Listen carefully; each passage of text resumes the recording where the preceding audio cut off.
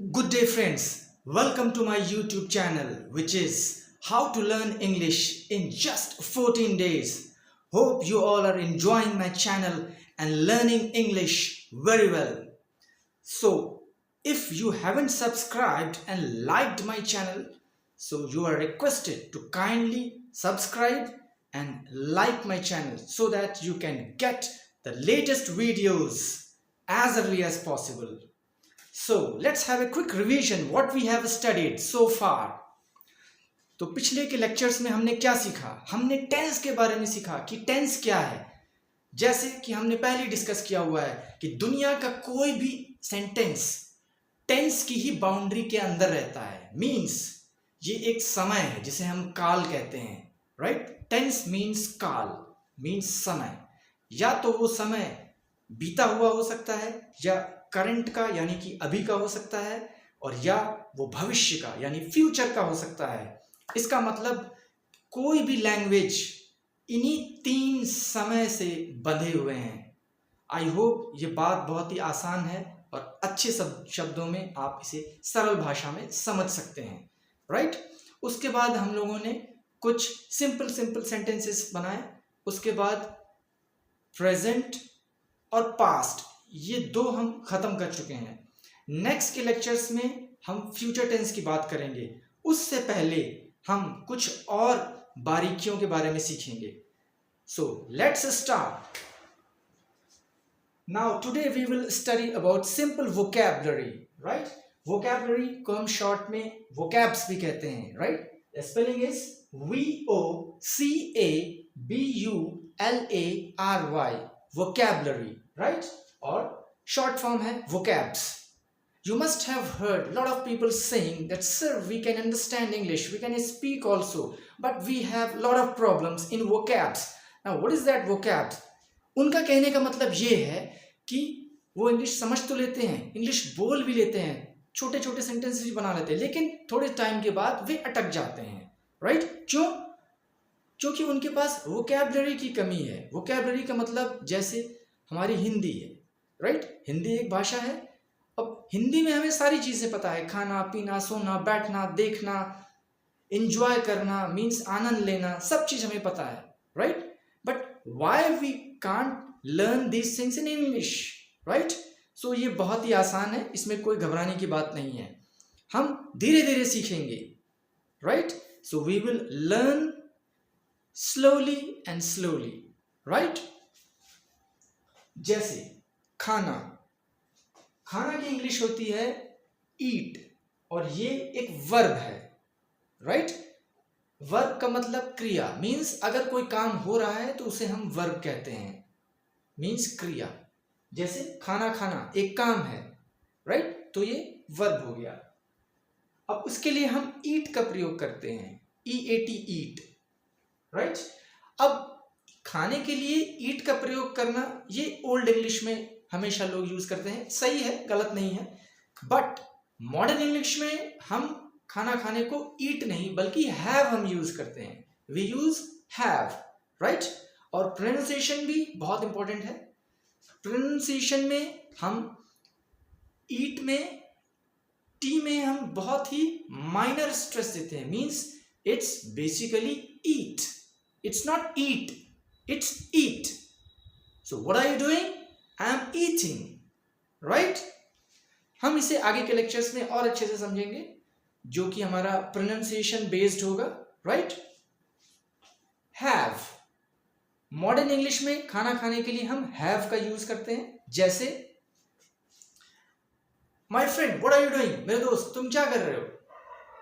तो मेरा जवाब आएगा I am having my lunch, come and join me, right? अब इसका मतलब क्या हो गया कि मेरे दोस्त तुम क्या कर रहे हो? तो मेरा जवाब आया कि मैं अपना लंच कर रहा हूं, मीन्स मैं अपना लंच खा रहा हूं, right? Come and join me, आओ तुम भी मेरे साथ लंच करो, राइट? बहुत ही सिंपल इंग्लिश है। For example, he is having his lunch, means वो अपना लंच खा रहा है, right? Mahesh is having his lunch, means Mahesh अपना लंच खा रहा है, राइट? अब इसमें हम कुछ और भी यूज कर सकते हैं। आप अपना लंच खा रहे हैं, you are having your lunch, Suresh is having his lunch, right. अब ये तो प्रेजेंट में हो गया। अब अगर हमें इसका पास्ट टेंस बनाना है, मीन्स क्या तुमने खाना खा लिया, हम अक्सर पूछते हैं यस और नो, राइट। तो आपका जवाब आता है yes I had my lunch और I had my food, right. तब हैड क्या हो गया, हैड जो है वो हैव का सेकंड फॉर्म है, करेक्ट। जिस तरह अगर खाना खाने के लिए हम ईट का प्रयोग कर सकते हैं, तो ईट का सेकंड फॉर्म होता है एट, ATE, राइट। ईट का सेकंड फॉर्म एट और उसका थर्ड फॉर्म ईटन, राइट। सो हम ये भी पूछ सकते हैं क्या तुमने खाना खा लिया है, have you eaten your food, right. तो जवाब ये भी हो सकता है कि yes I have eaten my food, right. या अगर मॉडर्न इंग्लिश में हम बोलेंगे तो क्या बोलेंगे, yes I had my lunch, right, और आई हैड माई फूड। और अगर प्रेजेंट परफेक्ट बनाना है तो हैव लगा करके यूज कर सकते हैं। अब वहां पे हैव और हैड दोनों का प्रयोग होगा, मीन्स मैंने खाना खा लिया है, I have had my food, right. अब देखिए जैसे अगर मैं ये लिखूं कि I have had my food, अब इसका मतलब क्या हुआ कि मैं अपना खाना खा चुका हूं या मैंने अपना खाना खा लिया है, राइट। अब यहां पे हैव का प्रयोग ऑक्सिलरी वर्ब के लिए है, इस हैव का प्रयोग, और इस हैड का प्रयोग हैव के थर्ड फॉर्म के लिए है। क्यों, क्योंकि have, had and had, right. The first form is have, first form is have, second form is had and third form is again had, right, means इसके second form और third form में had ही होता है, same word, right। so have का second form भी had होता है और third form भी had होता है, right। बहुत ही आसान है, it's very simple। अब देखिए ये क्या हो गया कि मैंने अपना खाना खा लिया है, I have had my food, right। ठीक, अब देखिए इसमें हम थोड़ा सा और इसको एडवांस करते हैं, थोड़ी और एडवांस इंग्लिश। आई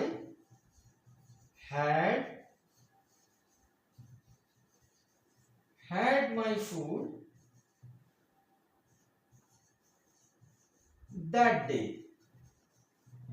अब ये पास्ट टेंस हो गया, correct, means I had my food that day.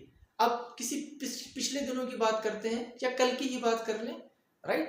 तब उसमें हम क्या बोलेंगे, अगर आपसे किसी ने पूछा कि क्या तुमने उस समय खाना खाया था, क्या उस समय तुम खाना खा चुके थे, राइट, तो उसका रिप्लाई क्या हो जाएगा, yes I had my food that day, right. Means हाँ मैं उस दिन खाना खा चुका था, right. So you can make your case, right. आप एक केस बनाइए, केस का मतलब जिसमें कई सारे सेंटेंसेस हो, you make a story, are you getting, means that day I came to your house, that day means उस दिन, आई माने मैं, केम मीन्स आया, योर हाउस तुम्हारे घर, उस दिन मैं तुम्हारे घर आया, that day I came to your house, right. तो क्या तुम खाना खा चुके थे, right. Did you have your lunch, right. अब क्योंकि मुझे पास्ट टेंस में ये पूछना है कि तुमने खाना खाया था कि नहीं, राइट, तो मैं ये पूछ सकता हूं did you have your food that day, क्या तुम उस दिन खाना खा चुके थे, तब आपका जवाब आएगा yes I had my food that day. हाँ मैंने उस दिन अपना खाना खा लिया था या मैं उस दिन अपना खाना खा चुका था, एक ही सेंस है, राइट। सो इंग्लिश में समटाइम्स मीन्स कभी कभी हम केवल सेंस लेकर के चलते हैं, मीन्स आखिर वो सेंटेंस कहना क्या चाहता है उसका सेंस लेकर के चलते हैं, राइट? केवल 100% ट्रांसलेशन पे मत जाइए। Are you getting? अगर सेंस को आपने पकड़ लिया तो आपका कॉन्सेप्ट क्लियर है। आई होप ये बात आपको क्लियर हो गई होगी। अगर नहीं क्लियर हुई है तो आप मुझे कमेंट में लिख करके भेजिए, right? I will definitely resolve your all queries. Okay, next है हमारा सोना। सोना मीन्स स्लीप, राइट? ये हम ऑलरेडी पहले डिस्कस कर चुके हैं, but still let's have a revision, because revision is more important than further studies. You know why? कि अगर आप आगे पढ़ते जा रहे हैं लेकिन पिछला सब भूलते जा रहे हैं, सब साफ होता जा रहा है, तो उससे कोई फायदा नहीं है। आई होप ये बात आपको समझ में आ रही होगी, ठीक है ना? तो रिवीजन बहुत इंपॉर्टेंट है। तो रिवीजन मीन्स वो कैसे होगा? वो प्रैक्टिस से होगा, right? And practice makes a man perfect. So if you really want to be a perfect, so you need to keep on practising on daily basis, right? अब देखिए, सोना, first form sleep, SLEEP, sleep. Second form slept. Third form slept. Right? बहुत ही आसान है, very simple. जाना, go. Second form went और gone. Third form, right? So आपने कई बार सुना हो गया, वो आया और go, went और gone हो गया, right? Go, went, gone हो गया, मतलब हमने उसे रफा दफा कर दिया, right? आनंद लेना, enjoy. Now this is something which everyone wants to have. क्या? Enjoy. हम सभी enjoy करना चाहते हैं, right? So enjoy करना means आनंद लेना। Like जैसे आप अगर अच्छे से प्रैक्टिस करेंगे, मेरे वीडियोस को बार बार सुनेंगे और थोड़ा सा मेहनत को और बेहतर करेंगे, right? Means थोड़ी मेहनत और अगर आप करेंगे तो definitely you will enjoy English like anything, correct? So enjoy first form हो जाता है, मीन्स आनंद लेना। सेकेंड फॉर्म एंजॉयड, आनंद लिया। थर्ड फॉर्म आनंद लिया, means first form enjoy, second form enjoyed and third form of course that is past participle, वो भी enjoyed ही हुआ, right? So ये हमारा रेगुलर वर्ब हो गया, जबकि ऊपर वाला हमारा इर्रेगुलर वर्ब हो गया।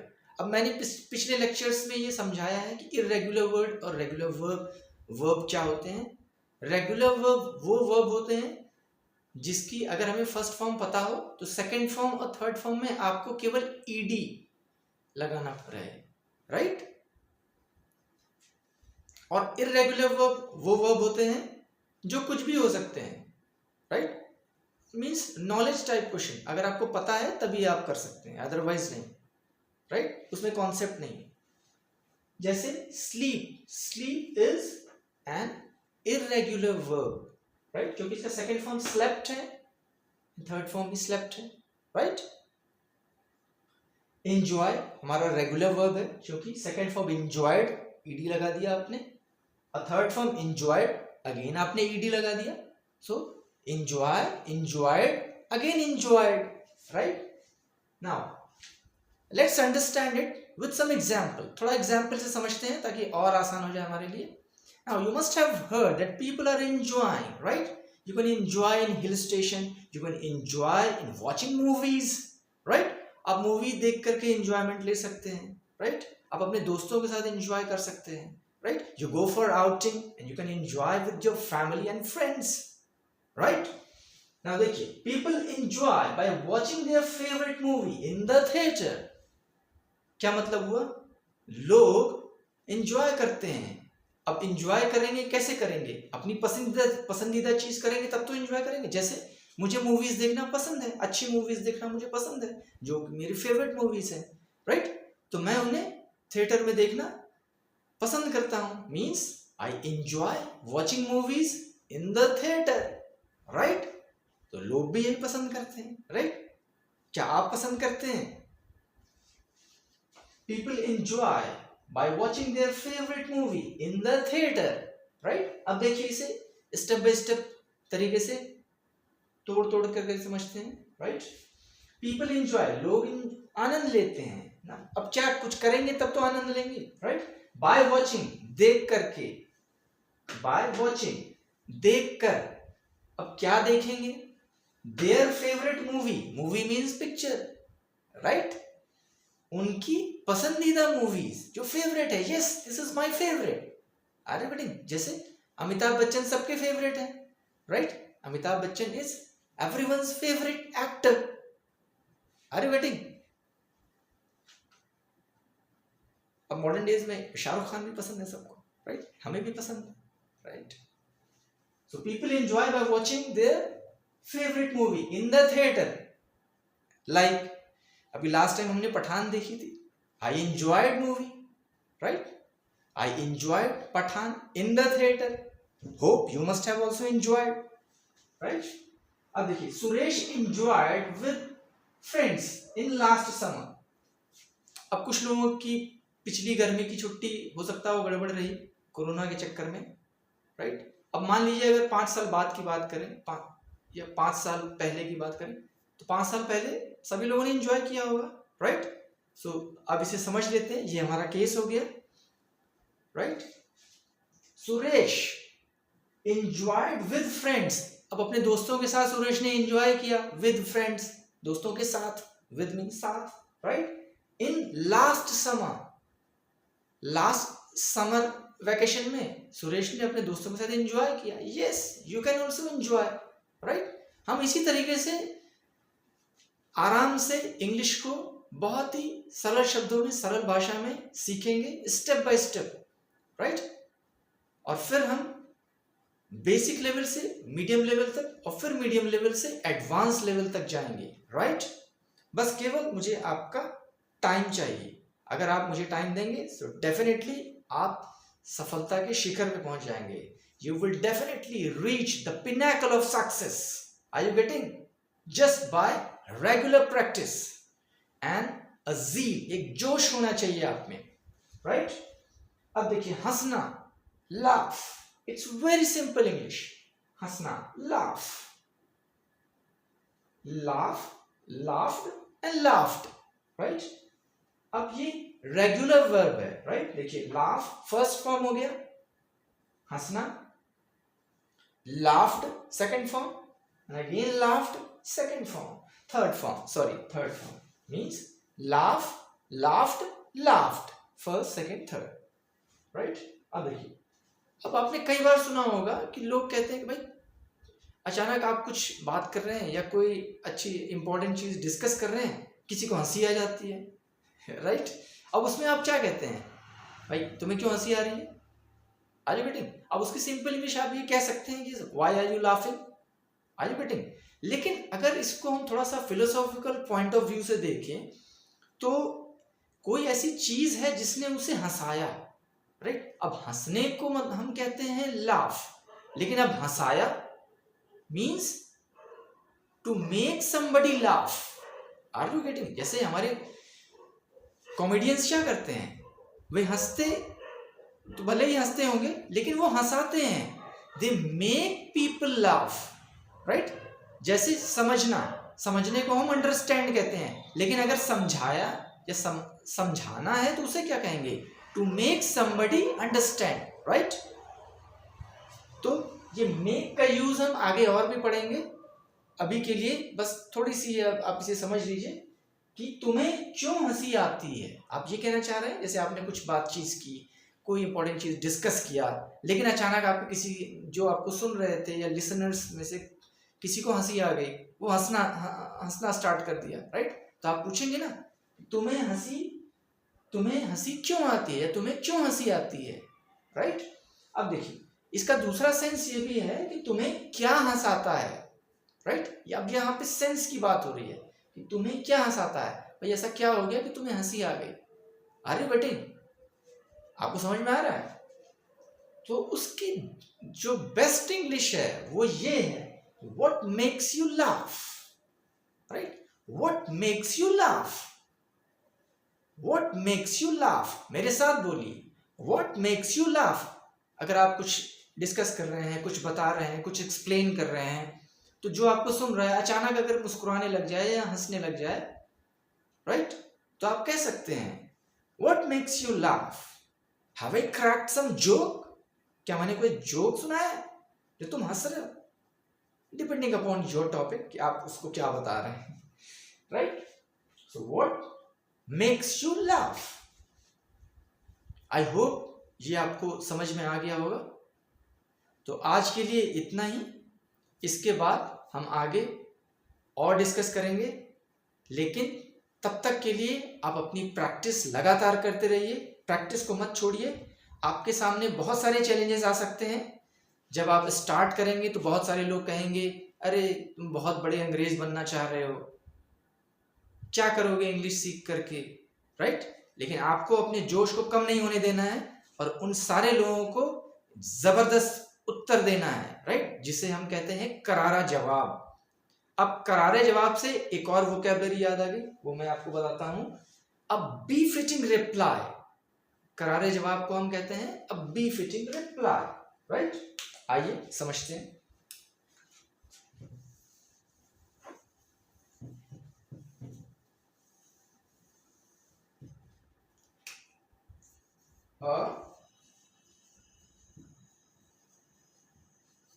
B-fitting reply. रिप्लाई का मतलब उत्तर, मीन्स जवाब। अब बी फिटिंग का मतलब करारा।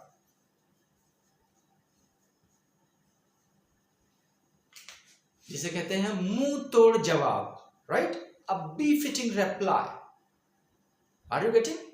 तो जब भी आपको यूज करना हो, बस इंग्लिश को आप बिना सोचे समझे जस्ट यूज कर लीजिए। हाँ, बस सही होनी चाहिए, राइट? बिना सोचे का मतलब कि आप सोच करके सही चीज सोचिए और फटाक से बोल दीजिए। इसमें बिल्कुल डिले मत करिए। जब भी कोई ऐसी चीज आ गई, आपने देखा होगा कई पॉलिटिशियंस, जब उनसे कोई सवाल पूछा जाता है जिसे लगता है कि हाँ इसमें वो फंस जाएंगे, लेकिन उनका जवाब बहुत जबरदस्त आता है, राइट? तो उस जबरदस्त जवाब को हम करारा जवाब कहते हैं, राइट? और उसकी बहुत ही फाइन फैंटास्टिक इंग्लिश है अ बी-फिटिंग रिप्लाई, राइट? सो आप ये कह सकते हैं कि उन्होंने करारा जवाब दिया। जैसे हम इंडियंस, हमारी इंडियन आर्मी जबरदस्त जवाब देती है। So our Indian army gave a befitting reply to the opponents or to the enemies, right? दुश्मन को मुंह तोड़ जवाब हम देते हैं, करेक्ट? सो आई होप आपको आज का पूरा लेक्चर समझ में आया होगा। अगर कहीं पे भी आपको डाउट लगे, so you can write in the comment. Okay, till then take care, bye bye, and wait for the next video. Thank you.